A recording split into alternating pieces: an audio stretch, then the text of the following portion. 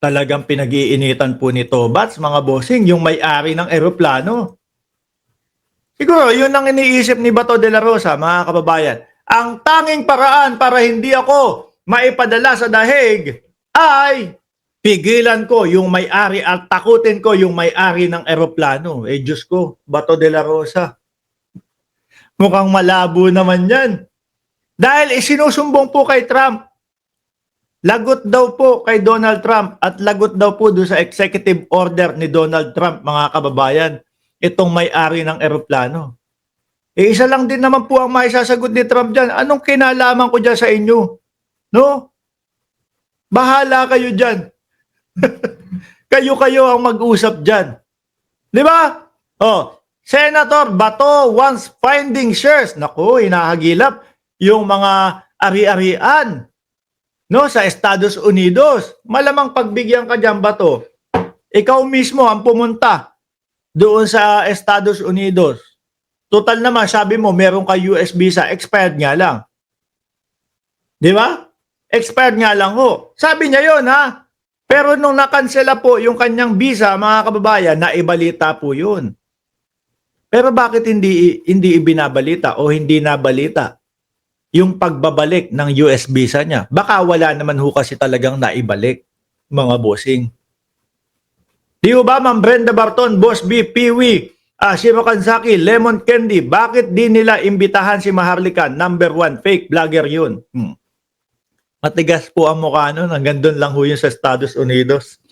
No, yun yung pinagmamalaki niya na hindi siya makukuha. Senator Bato wants finding shares with US to freeze jet owner asset. Aba. Eh Bato, baka mamaya ganyan din ang gawin sa iyo. Mag-iyak ka dyan. Di ba? Paano naman po makikialam ang Estados Unidos dito, mga kababayan? Yung pong executive order ni Trump para po sa mga Amerikano yun, para po doon sa kanilang bayan yun. Oh. Manila, Philippines, the Senate Committee on Foreign Relations does not need to share its finding with United States President Donald Trump as the foreign country respect the Philippines' prerogative regarding the arrest and surrender of former President Duterte. Ayan ho ha.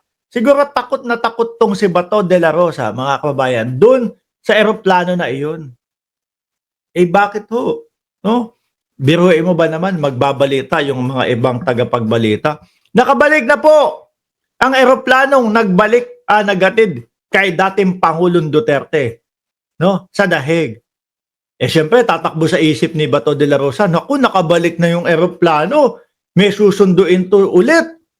Baka ako na, ako na ang susunduin dito. Sabi ni Edito Caballes Jr., kasali ba si Totnak? Hindi ko alam, sir, eh, no? Yung sabi niya, eh wala pong Totnak si dating Pangulong Duterte, kaya kami din po walang Totnak ni Katribo. Eh, hindi ko naman po kilala yung Katribo na sinasabi po niya. Ang kilala ko, Katubo. Oh. Si Katubo. Sino yun? Si Roque. Diba? O, game. Siguro ho, etong si Bato de la Rosa nga, mga kababayan, kinakabahan kada maririnig yung eroplano nandiyan na, yung eroplano nandiyan na. Kasi siya na yung susunod eh. Diba? Sabi nga po ni Attorney Cristina Conti, mga boss jeep amo, sir, eh, makikipagpustahan siya ng 100 piso, 100 pesos ha.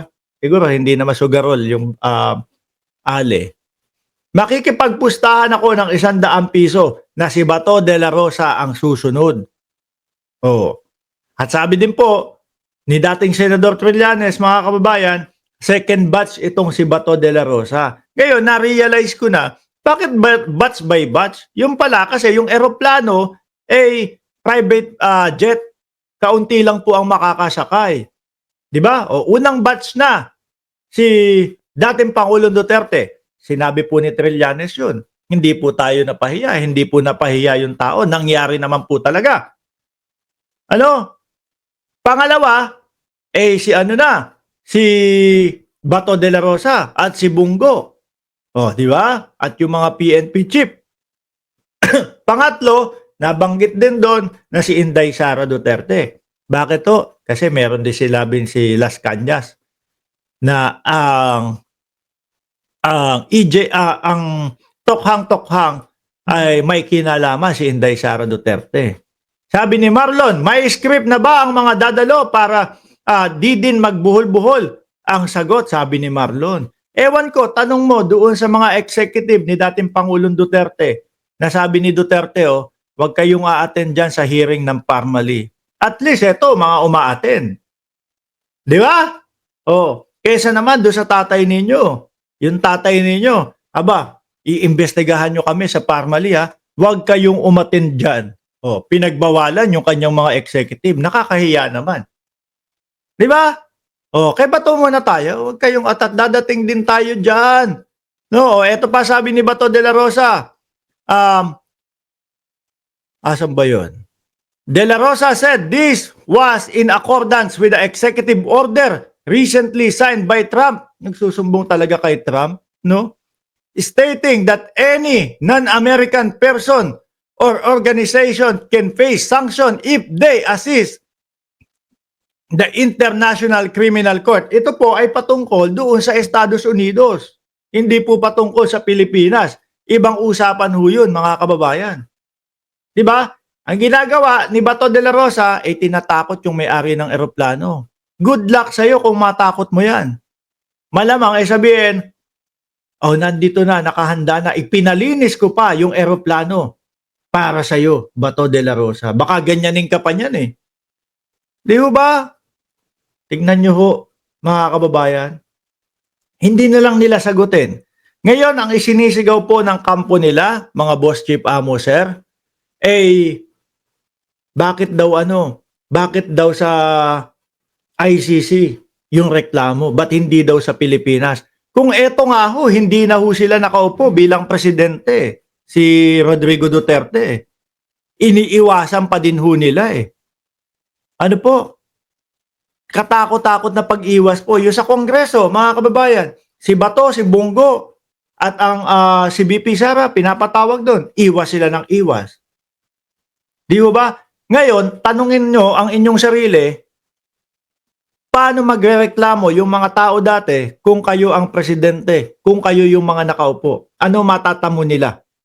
Di syempre, iniwasan kayo. Doon tayo sa may matatamo tayo. Doon tayo sa may jurisdiction sa atin. ICC. 2017 po ikinasa yung kaso, mga kababayan. At tayo po ay bumaklas lang sa ICC dahil nga po si Duterte ang iimbestigahan. Kaya siya bumaklas. 2019 na po yun. Ibig sabihin, nung isinampa yung kaso, sakop pa din tayo ng ICC. Kaalyado, kasama pa din tayo ng ICC. Bato. Ganong kadali yun. Di ba? Wala eh. Yung sa Pilipinas, panay ang panay ang pakyut nila eh. Ayaw nilang harapin ho eh. Kaya doon, sa ICC tayo mag-usap. Ngayon, nagsasabi sila, bakit hindi na lang dito sa Pilipinas, ganito, ganyan. Huli na ang lahat, nandun na.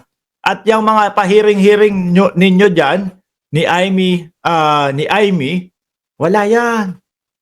No? Pati yung kung ano ang dahilan bakit nagpapahiring si Amy, wala, hindi makuha. Bakit po, mga bossing? Buko nung mga DDS na na yung kanilang pahiring-hiring doon para lang makuha ang boto ng mga tuuto-uto na DDS.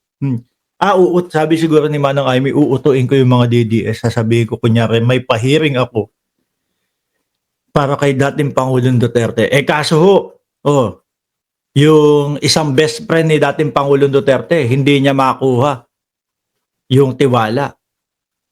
Diba? Anong sabi sa kanya ni Panelo? Lokohin mo, lelang mong panot. Eto naman si Bato. Ipapapres daw yung ari-arian nung may-ari ng eroplano. Sige, subukan natin. Tingnan natin, Bato. Kung pansinin kayo ni Donald Trump, kung pansinin kayo ng Estados Unidos. Ang tanging alam ko lang, ang tanging tingin ko lang dyan ay parehas ng eroplano yung maghahatid sa iyo papunta doon sa ICC. O yan, ayos lang. At least nakaano kayo, private jet kayo.